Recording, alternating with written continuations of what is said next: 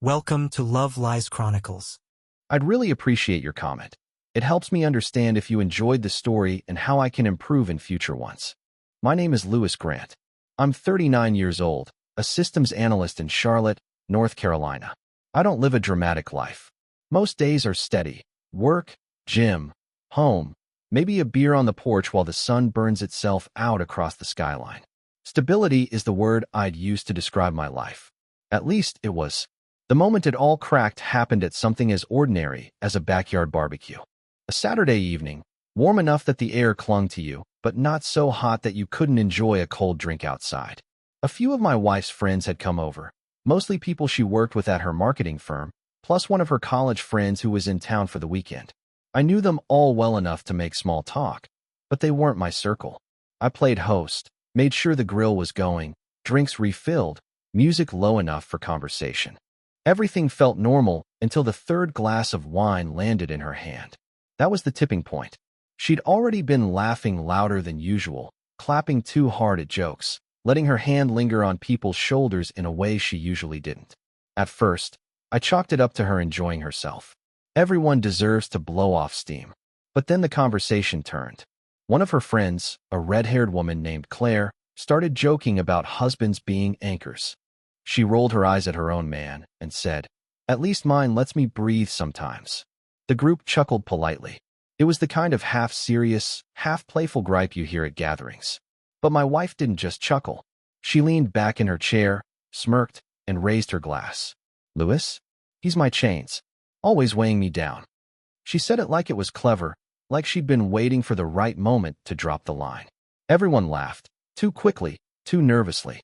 The kind of laugh you give when you're not sure if it's safe not to. I didn't laugh. I sat there with my beer, studying her face, the way her lips curled with satisfaction after the joke landed. It wasn't a throwaway line. It was something she'd been carrying, something she believed enough to test drive in front of an audience. The group shifted after that, conversation skittering to safer ground. Weekend trips, the best new restaurants in the city. But the damage was done. Every time she laughed after that, I heard the word chains echoing in my head. She had just defined me, defined our marriage, in one word. And she had done it in front of people who now looked at me differently. The rest of the evening blurred.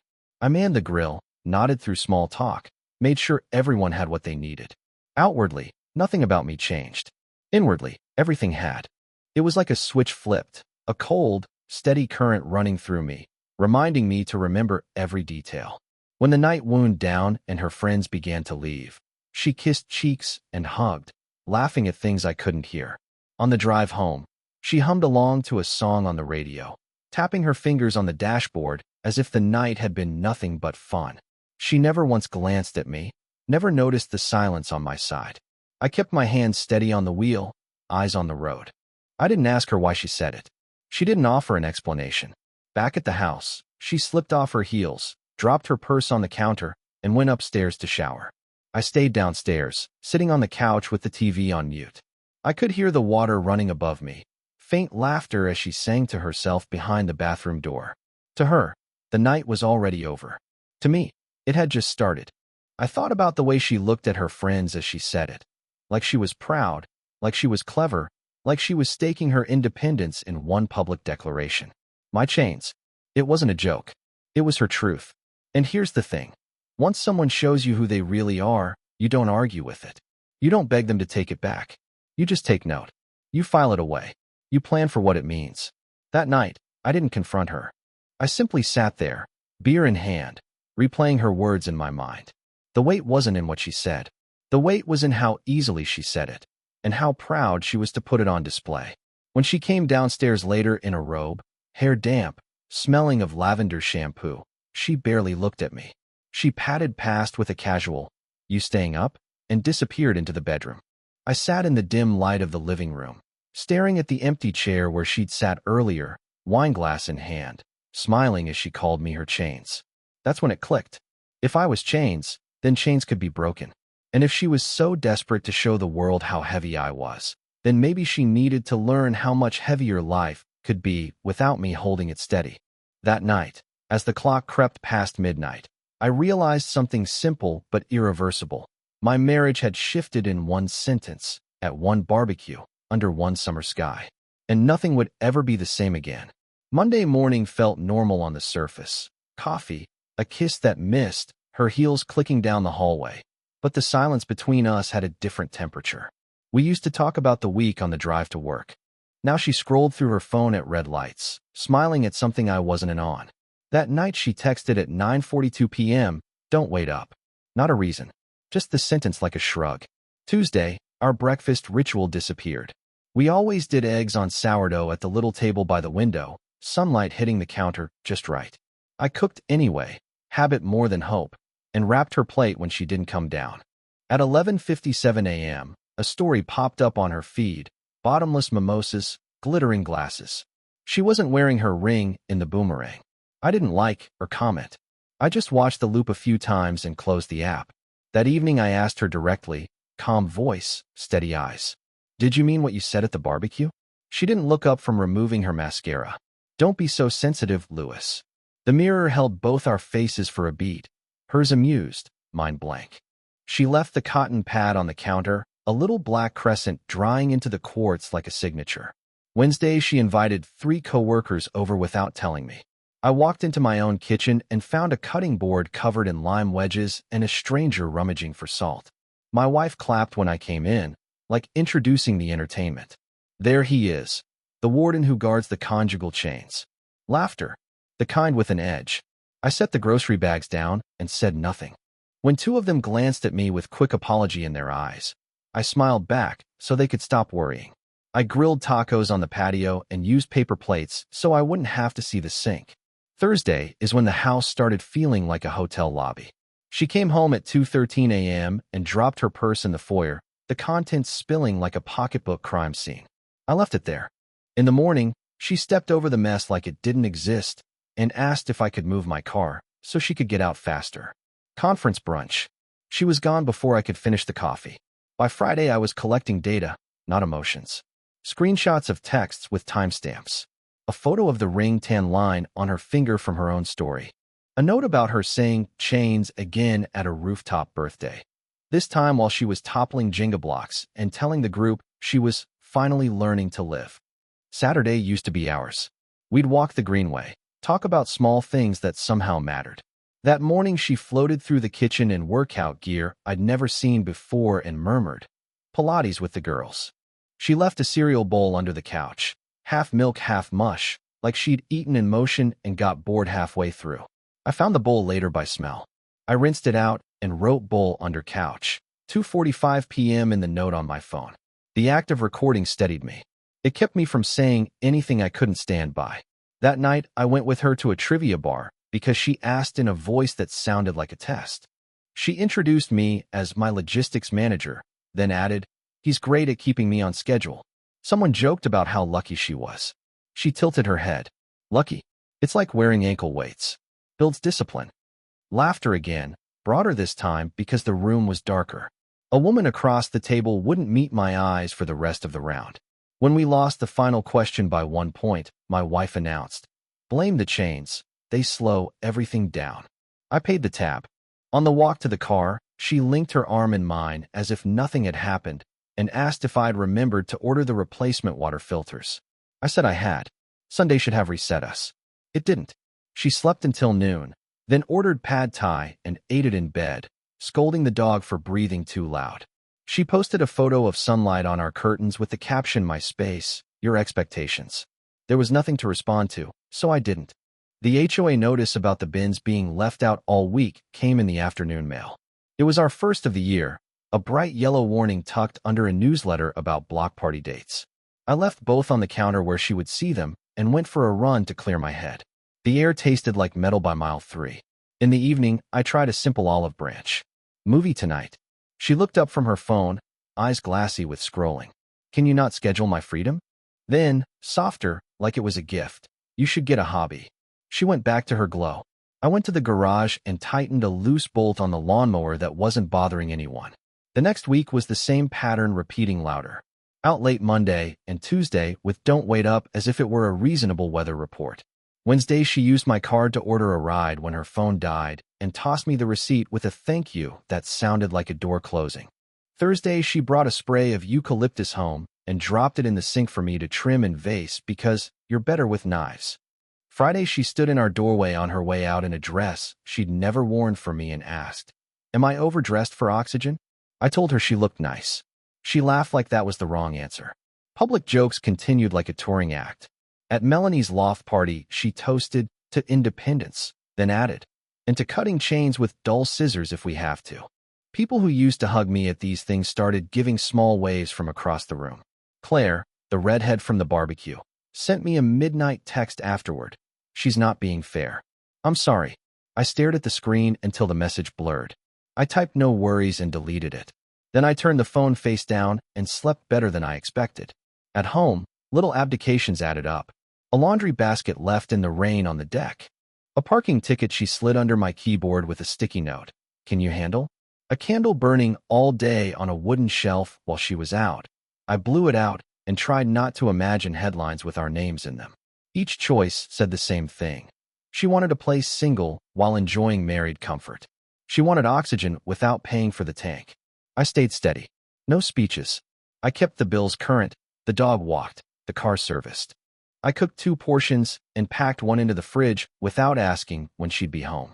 When she sauntered through the kitchen after midnight and poked the container, I said, "It's yours if you want it." She said, "I already ate," and left it sweating on the counter. I put it away at 1 a.m., wrote down the time, and went to bed. The third week, the jokes sharpened. At a coworker's promotion happy hour, she announced to a circle I didn't know, "I'm practicing taking off the ankle weights. Watch my speed."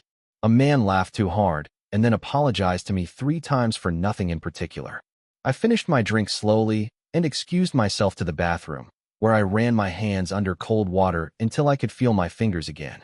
In the mirror, I looked the same. Inside, something was clearing like fog lifting off a field. Back home, I tried one more direct line. "Do you want to work on this?" She didn't consider it. "Louis, can we not turn every laugh into trauma?" Then she kissed my cheek quickly, like a pity prize, and asked if I could put air in her tires. I did. When I came back, she was taking a selfie in the hallway mirror with the caption drafted, "Learning to breathe." I watched her thumb hover over post, then land. By the end of that week, I had stopped asking anything. I wasn't confused. I was building a picture in numbers and scenes, a 2:13 a.m. return, a ring tan line, a toast about dull scissors, a bowl under a couch, laughter pressed like fingerprints on a glass. The pattern wasn't complicated. She had told everyone I was her chains. She was testing how far she could run with the lock open. I started imagining what it would look like to take her at her word. Not as a threat, just as math. "You say this equals freedom. Okay, let's quantify it. Let's see how you carry it."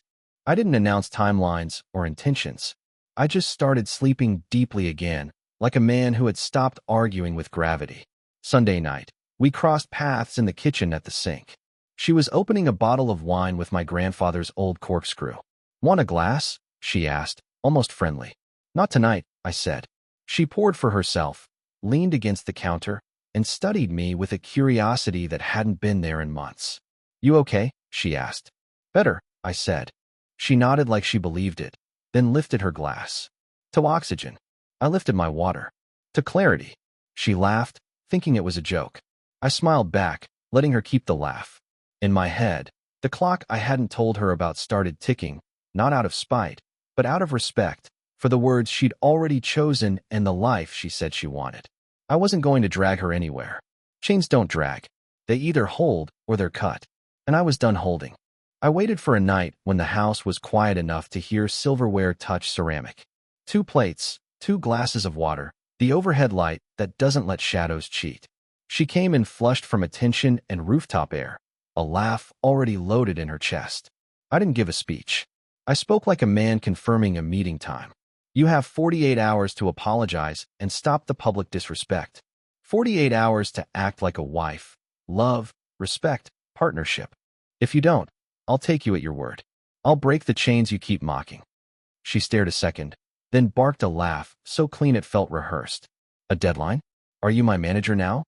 She lifted my glass, took a sip, and smirked at her reflection in the window. "Louis, grow up. I'm going out. Don't wait up." She left the glass, sweating a circle on the table like a stamped approval. I cleared the plates, wiped the ring of water, and pulled a legal pad from the junk drawer. 3 headers in block letters: finance, access, logistics. The pen scratched in a straight line. I listed every joint account and card where her name lived under mine. I added the mortgage auto-pay, the car insurance bundle, the boutique streaming subscriptions that multiply in the dark. Under access, I wrote utilities, cloud backups, passwords, the spare keys that always seem to breed. Under logistics, I wrote titles, mail, HOA, the 1,000 paper cuts that turn a life into a file cabinet.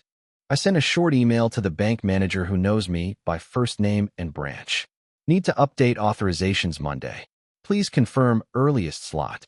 I redirected my paycheck to an account in my name only. No secrecy, just clean lines returning to where they belonged. I requested a credit file lock so no one could open a shiny new card with my social security number because a caption needed a celebratory tab. Then I made a small, boring budget for one. Rent or mortgage, utilities, groceries, savings. The rows lined up like soldiers who had been waiting for orders. Access came next. I opened a password manager and took inventory like a crime scene tech. Power, water, internet, phones, the devices that scream when you forget the Wi-Fi code. I printed a 1-page sheet with account numbers and customer service lines, because independence is heavy even when you prepare for it. I labeled a folder release and slid the sheet inside. Then I opened another folder and wrote rebuild on the tab. The rebuild folder was smaller but more valuable. A 1-page document titled Expectations, if we continue. No poetry.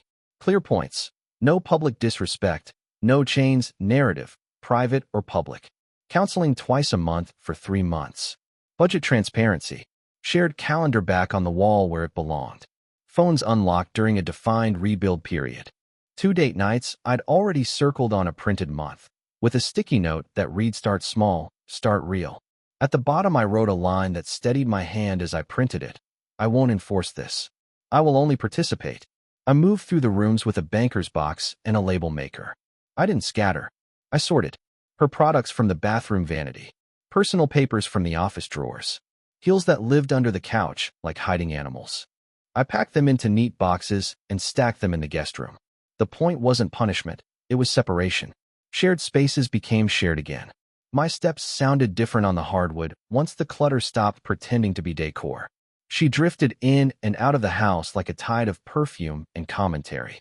At one point, she wandered into the kitchen while I was copying documents and leaned in the doorway, as if we were pretending to be characters on a show. "So, Mr. Chains, how's the countdown?" she asked, already laughing. I looked up at her, then down at the folders. "Running," I said. Her smile asked for an argument. I didn't offer one. She plucked a sprig of eucalyptus from a grocery bag and dropped it in the sink for me to trim because you're better with knives. I trimmed it, set it in a vase, and wrote nothing down. There were small tests she probably didn't realize she was giving. A parking ticket slid under my keyboard with "Can you handle?" scribbled across the envelope. A ride receipt routed to my card when her phone died. A story posted from a brunch table with the caption, "Oxygen tastes better when it's cold." I simply turned each test into a line item, each line item into a decision. The opposite of rage is order. By the second evening, the house felt like a stage being reset between acts. I laid both folders on the table. Between them, I placed her ring, the tiny circle that had recently left a tan line brighter than most of her explanations. I wrote a sentence on an index card and centered it. Pick one, or I will. The rebuild folder looked like an invitation to do the hard, small things that repair what showy gestures cannot. The release folder looked like an exit with lights that actually worked. She came in after dark wearing a dress she'd never worn for me and glanced at the table as if I'd left mail in her spot. The ring caught her eye first, then the labels, then the card. She smiled the way people smile at well-behaved toddlers. "Louis, this is theatrical," she said, tapping the release folder with a nail. "I'm not signing your homework." "This isn't homework," I said. "It's a door." She took my coffee without asking, tasted it, set it down too hard, and announced she was headed to Claire's. "Don't wait up," she added, like a reflex. 48 hours. I reminded her, not raising my voice. That wasn't a metaphor. She laughed again, but the sound wobbled around the edges. Then she left. When the window I'd offered closed, silently, without need for drums, I didn't make a speech about consequences. I opened the release folder and began. First, the bank, where professionalism is a language I'm fluent in. Remove authorized user. Split joint savings into individual accounts per the agreement we both initialed when we opened it. Freeze the shared card and issue me a replacement. I shook hands with a manager who didn't ask why because he didn't need to. Money doesn't require backstory. It requires instructions. Next, the utilities and subscriptions that knit a modern life together. Internet and power bills transferred to my name alone. Her phone line separated to a solo account. Clean, adult, hers. Streaming services with my cards attached were canceled or password rotated. She got a printed sheet with customer numbers to set up her own. Insurance updated. Titles checked. Mail forwarding arranged for anything in her name to route to a box she could claim without seeing me. The dog's vet account split. My card removed from her grooming app. None of it messy. All of it deliberate. Back at the table, I added a final sheet to the release folder. Simple, non-dramatic guidance. What had been closed, what she now owned alone, what she needed to set up in her name to keep the lights on. I wasn't interested in chaos. I was interested in boundaries. I placed the ring on top of that stack, not as a taunt, but as a mirror. She had called me chains to an audience. I was handing her the key with a receipt. In the rebuild folder, the circled dates waited like calm lifeboats. They would remain unused. I slid that folder into the desk drawer and locked it. People think ultimatums are explosions. Done right, they're quiet doors that close on schedule. I stood in the kitchen, listening to the honest sounds a house makes when it isn't pretending.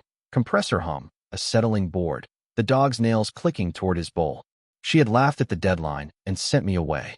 I honored both choices by removing myself from the role she buried under jokes. The man who pays, plans, cushions, fixes, without being seen. That man retired tonight without a party.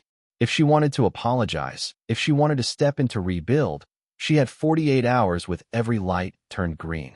She chose a laugh. I chose a line. The chains she mocked weren't iron. They were the structure that kept her world upright. I unclipped them and set them down where she could see their shape.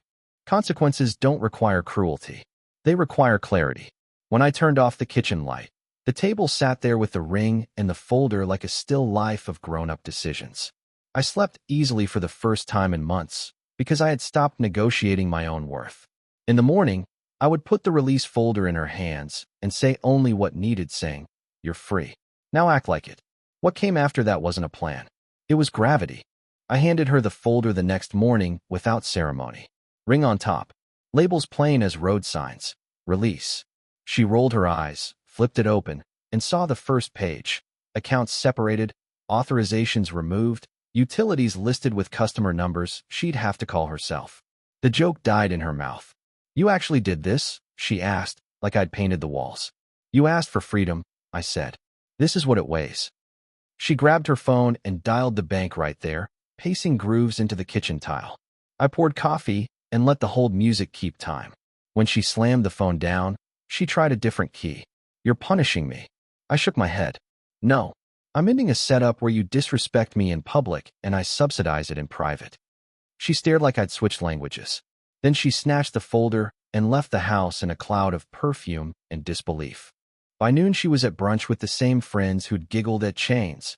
The first text hit. "Why is my card declining?" I replied with one line. "Your accounts are in the folder." 10 minutes later, a voice note arrived. Breathless, sharp, full of words for impact, not meaning. I didn't press play. I set my phone face down and took the dog for a long walk beneath a sky that didn't care who owed who an apology. The gym was next. She posted a boomerang of the mirrored lobby, then nothing for an hour. Later, Claire, the redhead from the barbecue, texted me. They wouldn't let her in without updating her billing. She was embarrassed. I typed "I'm not trying to humiliate anyone" and deleted it. Truth doesn't need PR. That evening she tried a softer entry. Hair blown out. Dress I'd never seen on a night we weren't going anywhere. She stopped in the kitchen doorway and let silence dress her sentence. I rinsed a plate, set it in the rack, and waited. "We could." Her hand made a small circle in the air. "Start over." It wasn't an apology. "Rebuild starts with respect," I said. "Not costume changes." Her eyes flashed, then shuddered. "God, you're impossible." She brushed past me, and the dog slid his head under my hand like a small vote. The next day, she tried volume. Words that were meant to corner me bounced off clean walls. She accused me of controlling her, of starving her of resources, of being petty with passwords. I picked up the release sheet and set it between us. Everything you need is here, I said. Use it. She pushed the paper away like it was hot. I shouldn't have to do this. You shouldn't have to respect your husband in public either? I asked, still calm. People started noticing. Because silence is louder than spin. At Melanie's rooftop, she arrived without me and explained me in 5 versions to a semicircle that had watched her materialize chains out of thin air for weeks. Someone asked, low and careful, what did he do? Claire's answer cut cleaner than anything I could have said. He listened to you. That's what he did. The story bled out there. My phone stayed quiet. Her mother called me next. An earnest voice, a little breathless. What's happening? I didn't give her a villain or a victim. I gave your daughter 48 hours for respect and counseling. She laughed. I separated our lives so she could have the freedom she says she wants. Silence on the line. Then, she told me you froze her out. I gave her a folder and a choice, I said. She prefers an audience. The call ended without a side chosen. That's fine. Gravity isn't a team sport. At home, the domestic theater shut down one scene at a time. The streaming apps asked for passwords she didn't have. The Wi-Fi name changed to something neutral. Her phone carrier wanted her to speak for herself. She left 3 sticky notes on the fridge. Call gas. Trash day. What's router login? Like I was a concierge.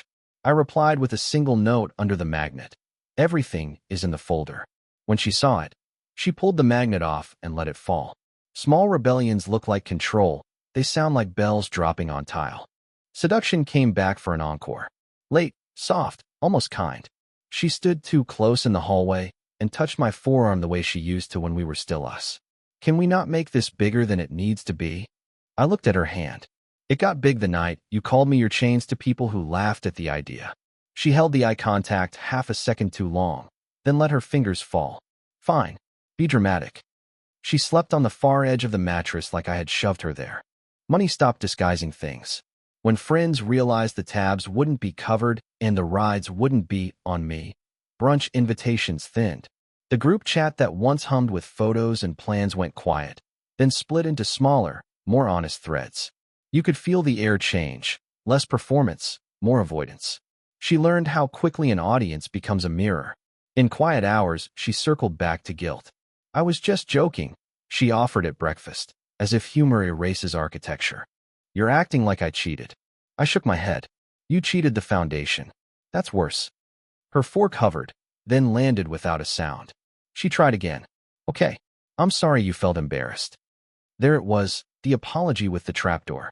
I pushed the rebuild folder toward her, open to the line that matters. She read the bullet points without moving her lips, closed it, and slid it back. This is a contract. No, I said. It's a map. You either want to find your way back or you don't. She stood, left her half-eaten eggs, and posted a photo of city glass with the caption "Growth hurts" like she invented it. I kept my attorney appointment and didn't announce it. We spoke in specifics. Documentation, timelines, options. She asked if I wanted scorched earth. I said no.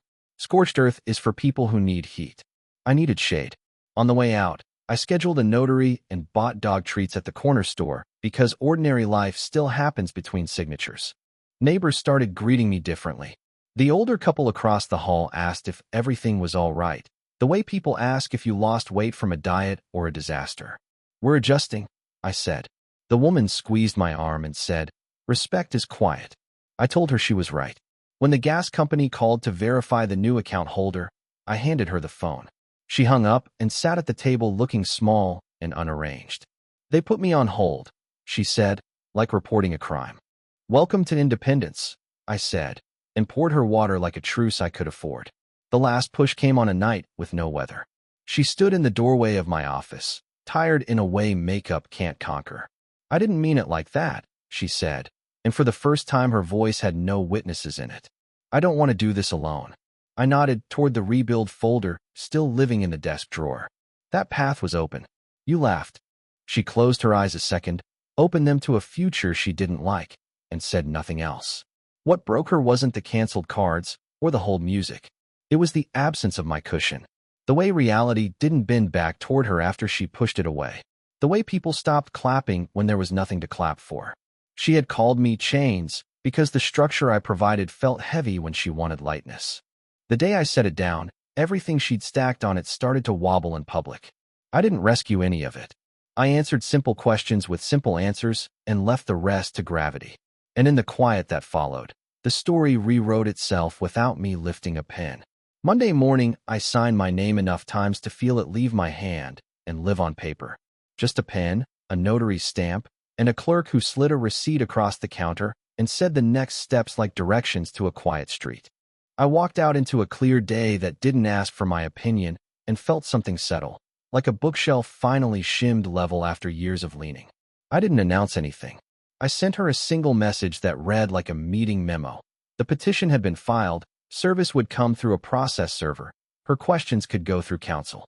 She replied with 3 texts in a row.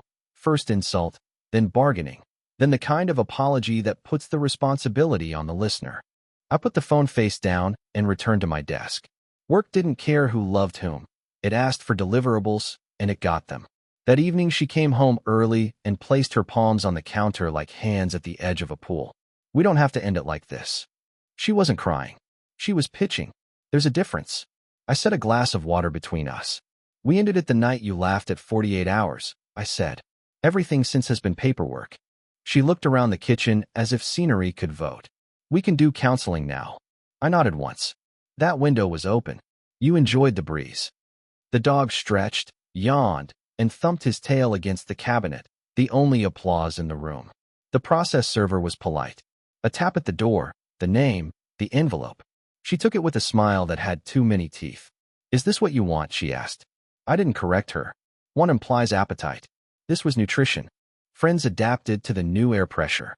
The ones who preferred spectacle drifted to other houses with better monologues.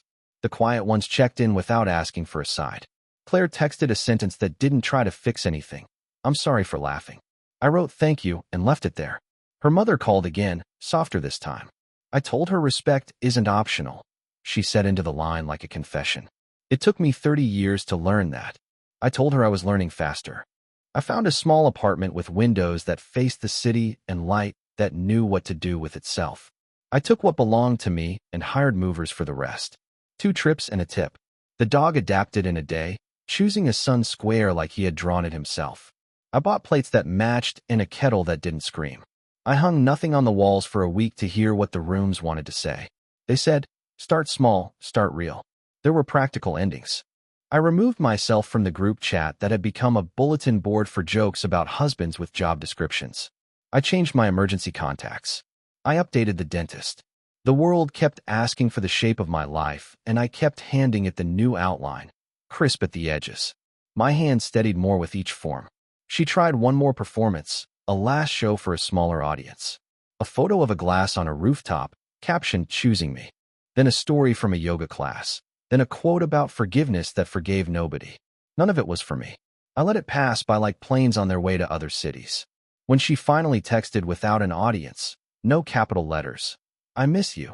The silence I sent back wasn't anger. It was respect for the line I'd drawn. Not replying was the most honest reply. The lawyer asked if I wanted to fight about the couch, the cookware, the wedding gifts that had already served their sentence. I told her I wanted clean cuts. We drafted a settlement that looked like 2 adults and not a courtroom drama. When the day came to sign, my pen felt familiar again. Hers shook just enough to make the clerk slide over a second copy in case she wanted a do-over. There are no do-overs.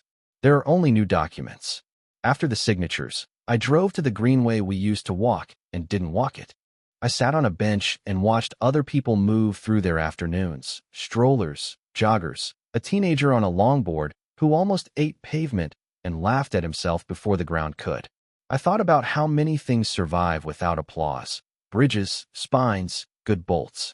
I thought about a kitchen table with a ring on top of a folder and how simple the truth looked when it wasn't auditioning. Word traveled the way it always does. People adjusted their stories.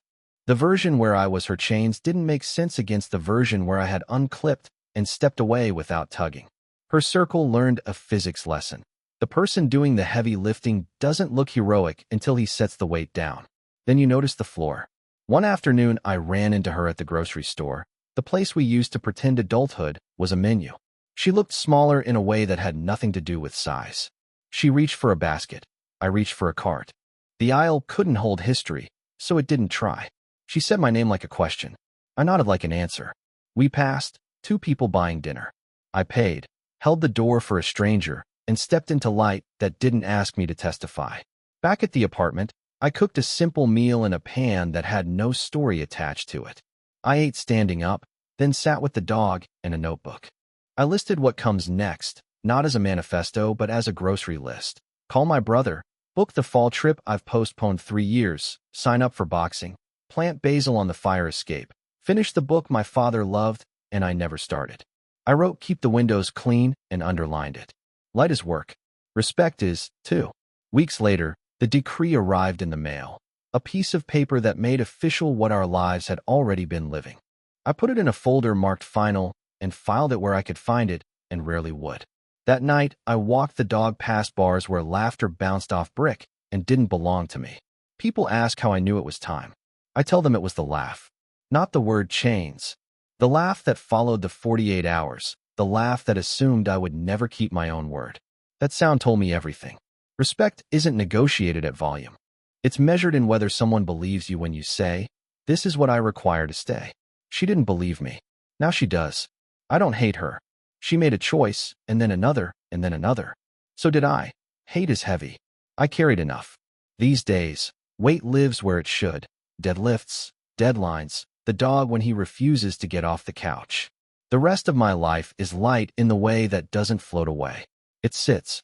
It stays. It answers when I call it by its name. Sometimes I raise a glass of water in the kitchen for no reason and make a small toast nobody hears. Not to independence. Not to revenge. To clarity. To the quiet terms that keep a man. To the truth that pulled my spine upright the night a joke tried to fold it. I agreed I was her chains, and then I broke them. The lesson wasn't about her. It was about me. Chains don't beg to be worn again. Respect is not negotiable. And I don't negotiate it anymore. Dear listeners, please share your thoughts in the comments, and do not forget to like, share, and subscribe to the channel.